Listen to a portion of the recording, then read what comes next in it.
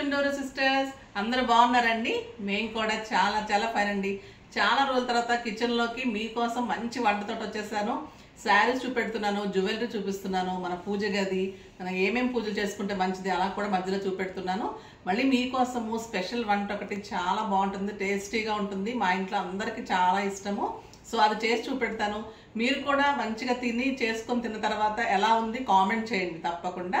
సింపుల్గా ఉంటుంది, చాలా ఈజీగా అయిపోతుంది. కొత్తగా పెళ్ళైన వాళ్ళకి కానీ వంట చేతగాని వాళ్ళకి కానీ ఎవరికైనా కూడా ఈజీగా అయిపోతుంది. చాలా ఈజీ వంట అనమాట. ఇప్పుడు స్టార్ట్ చేసేద్దాం. ఫస్ట్ నేను దానికి కావాల్సిన ఇంగ్రీడియంట్స్ అన్నీ చెప్తాను, చూడండి. ఇది కాజుని వాటర్లో, ఒక గ్లాస్ వాటర్లో ఒక హాఫ్ అన్ అవర్ 1 అవర్ ముందు నానబెట్టేసుకోండి. కాజు ఎక్కువ పడుతుంది అంటే మనం గుప్పెడితోటి కొన్ని లెక్క పెట్టుకోండి. అంటే ఈ కప్పుతో పెట్టుకోండి, లెక్క సరిపోతుంది. ఈ కప్పుతోటి ఒక్క టమాటా పడుతుంది, సన్నగా ముక్కలు చేసి పెట్టుకోండి. ఆలూని ఎప్పుడైనా కూడా కట్ చేసిన తర్వాత, పీల్ చేసిన తర్వాత, కట్ చేసిన తర్వాత ఇట్లా వాటర్లోనే పెట్టుకోండి, బ్లాక్ కాకుండా ఉంటుంది. ఓకేనా. ఇది కొత్తిమీర, కరివేపాకు, ఒక్క ఆనియన్, పెద్ద ఆనియన్ చిన్న పీసెస్ చేసుకొని, పచ్చిమిర్చి చేసుకొని పెట్టుకున్నాను. ఇంకా ఉప్పు, కారం అవన్నీ నేను వేసేటప్పుడు చూపెడతాను. ఈ వాటర్ని ఎందుకు ఉంచుకున్నానంటే మనం కర్రీ చేసేటప్పుడు ఈ నానబెట్టిన వాటర్ని మనం కర్రీలో పోసేసేయచ్చు. ఇదేమో మనము తర్వాత కర్రీ అయిపోయిన తర్వాత తీసుకోవడానికి బౌలు. అన్నీ ఇలా రెడీ పెట్టేసుకుంటే మీకు వంట చాలా ఈజీ అయిపోతుంది. ఇప్పుడు మనం వంట స్టార్ట్ చేసేద్దాం. Stove on చేసేసుకుందామండి. కుక్కర్ పెట్టుకుందాం. చిన్న కుక్కర్ పెట్టేసుకుంటే మీరు ఒక్క విజిల్ వచ్చేస్తే కర్రీ అయిపోతుంది అనమాట. సో కుక్కర్ పెట్టేసుకొని మనం ఆయిల్ పోసుకుందాం. ఆయిల్ బాటిల్ కూడా ఎప్పుడు నీట్గా పెట్టుకోండి, ఎందుకంటే మనం వంట చేసేటప్పుడు జారిపోకుండా అలా మంచిగా. ఇలాంటి ఆయిల్ చిన్న హోల్ది పెట్టుకుంటే మనము ఆయిల్ తక్కువ పడుతుంది అనమాట. జస్ట్ మనం ఒక 2 స్పూన్స్ సరిపోతుందండి ఈ కర్రీకి, ఎందుకంటే కాజులో కూడా మనకు ఆయిలీ ఉంటుంది. సో కొంచెం నూనె వేగిన తర్వాత మనకి దీనికి తాలింపు ఏం అవసరం ఉండదు, డైరెక్ట్గా మనం ఆనియన్ వేసేసుకోవచ్చు. నూనె కొంచెం ఇలా చూసుకోండి, మనకు వేడి అనిపించినప్పుడు. ఆనియన్ ఒక 4 పచ్చిమిర్చి వేసుకున్నాను. ఈ ఆనియన్ అంతా వేసేయండి. చాలా ఈజీ కర్రీ ఉంటుంది.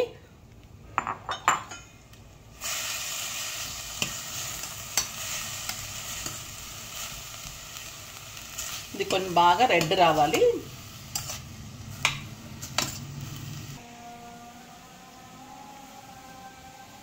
ఆనియన్ మంచిగా రెడ్గా అవుతుంది. అప్పుడు మనం ఇంత కొంచెం అండి, అంటే 1/2 స్పూన్ అల్లం వెల్లుల్లి వేసుకోండి. ఒక 1/2 స్పూన్ మాత్రం అల్లం వెల్లుల్లి వేసుకోండి. వేసుకొని మంచిగా ఫ్రై చేసుకోండి. ఇంకా కొంచెం రెడ్ వస్తే సరిపోతుంది. తర్వాత నేను అన్నీ ఇలా పెట్టేసుకుంటా అండి. మనకి ఇప్పుడు కావాల్సింది సాల్ట్, పసుపు, కారం, ధనియా పొడి, గరం మసాలా, జీరా, తాలింపు, ఎండుమిర్చి ఇలా పెట్టేసుకుంటాను నేను. మనం ఈ ఒక్క బౌల్ తీసుకుంటే వంట చాలా ఈజీ అయిపోతుంది.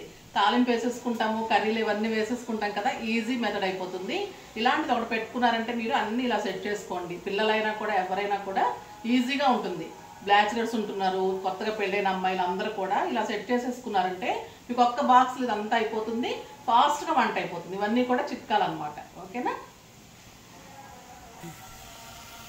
చూడండి, ఆనియన్ మనకి రెడ్గా వచ్చేసింది కదా, ఈ మాత్రం బ్రౌన్ షేడ్ వచ్చేస్తే చాలు. దీనిలోకి మనం అన్నీ ఒకటేసారి వేసేసుకోవడమే. ఒక టమాటా కట్ చేసి పెట్టుకున్నాము. నెక్స్ట్ మనకి ఇక్కడ జీడిపప్పు వాటర్ ఎక్కువ ఉంది కాబట్టి మనం ఇందులో కూడా మంచినీళ్ళు వేసి పెట్టుకున్నా కూడా మనం వాటర్ తీసుకోకండి, జస్ట్ ఆ వాటర్ సరిపోతుంది. సో మనం ఓన్లీ ఆలు తీసుకుంటే సరిపోతుంది. నెక్స్ట్ కాజు, ఈ కప్పుతోటే కాజు నానబెట్టుకోండి, మంచిగా వస్తుంది, చాలా టేస్టీగా ఉంటుందండి. మేము చిన్నప్పుడు పచ్చి జీడిపప్పు దొరికేది, ఆ కర్రీ చాలా టేస్టీగా ఉంటుందండి. ఈ వాటరే పోసుకుందాము మనం. ఇప్పుడు ఉప్పు, కారం చూపెట్టేస్తాను మీకు. ఇవి 3 వేసేసుకున్న తర్వాత సరిపడా అంటే మీకు ఒక్క తలకొట్టినట్టుగా స్పూన్ తోటి సాల్ట్ పడుతుంది. కావాలనుకున్న వాళ్ళు మళ్ళీ చూసి వేసుకోండి, ఎందుకంటే ఉప్పు కొంచెం తగ్గిస్తున్నాం కదా ఇప్పుడు. తర్వాత పసుపు కొంచెం ఎక్కువ వేసుకుంటే కర్రీ బాగుంటుంది, కలర్ అది. తర్వాత ధనియా పొడి కొంచెం 1/2 స్పూను. పచ్చిమిర్చి ఎక్కువ వేసాం కాబట్టి మనం కారం కూడా ఇలా తలకొట్టినట్టు spoon. Next garam masala 1/2 spoon. అర్థమైంది కదా. ఇది తలకొట్టినట్టు ఒక స్పూను, ఇది ఒక స్పూను, ఇది పావు స్పూన్, ఇది పావు స్పూన్, ఇది హాఫ్ స్పూన్ గరం మసాలా. తర్వాత దీంట్లో ఇంకా టేస్టీ రావడానికి ఏంటంటే నేను సోంపు ఇలా చేసి పెట్టుకుంటాను. మనకు అరుగుదలకు కూడా చాలా మంచిదండి. నాన్ వెజ్లో కానీ వెజ్లో కానీ ఒక్క స్పూన్ మీరు సోంపు వేసుకున్నారంటే మనకి అరుగుదలకు కూడా మంచిగా ఉంటుంది, టేస్ట్ కూడా చాలా బాగా వస్తుంది.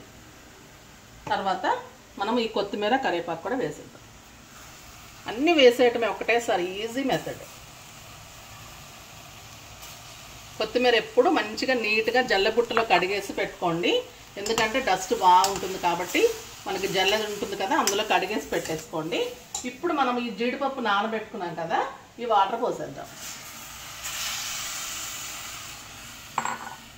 ఎందుకంటే ఆ వాటర్ వేస్ట్ కాకుండా ఆ వాటర్ పోసేసుకున్న తర్వాత మనం ఒక్క విజిల్ పెట్టుకుంటే, లేదు అంటే మీరు మరీ దుంప కొంచెం గట్టిగా ఉందనిపించింది అనుకోండి, ఇది చిన్న దుంప కాబట్టి నేను ఒక్క విజిల్ పెడతాను.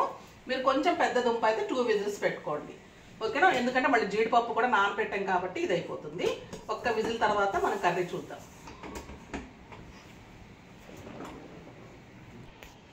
విజిల్ తీసండి, ఇప్పుడు మనం కర్రీ చూద్దాం.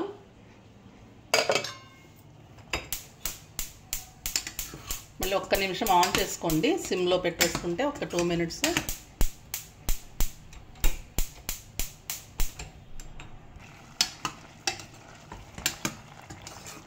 కొంచెం వాటర్ ఉంటే కనుక ఒక 2 మినిట్స్ ఇలా ఉంచేసుకోండి. మనకి పట్టుకుంటే మెత్తగా అయిపోతుంది. మెత్తగా అయిపోయింది, మీకు జీడిపప్పు కూడా ఉడికిపోతుంది. ఒక 2 మినిట్స్ తర్వాత బౌల్లో తీసేసుకుంటే అయిపోతుంది.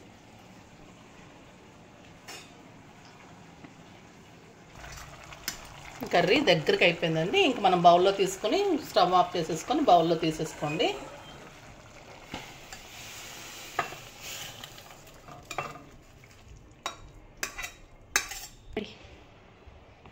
బౌల్లో తీసేసుకున్నాం చూడండి, కాజు ఆలు కర్రీ. చాలా టేస్టీగా సూపర్ ఉంటుందండి. ట్రై చేయండి, ఎలా ఉందో కామెంట్ కూడా చేయండి తప్పకుండా. ఇది రోటీలోకి బాగుంటుంది, రైస్లోకి బాగుంటుంది, అన్నిట్లోకి బాగుంటుంది, టేస్టీగా ఉంటుంది. తప్పకుండా ట్రై చేయండి. బాయ్ అండి.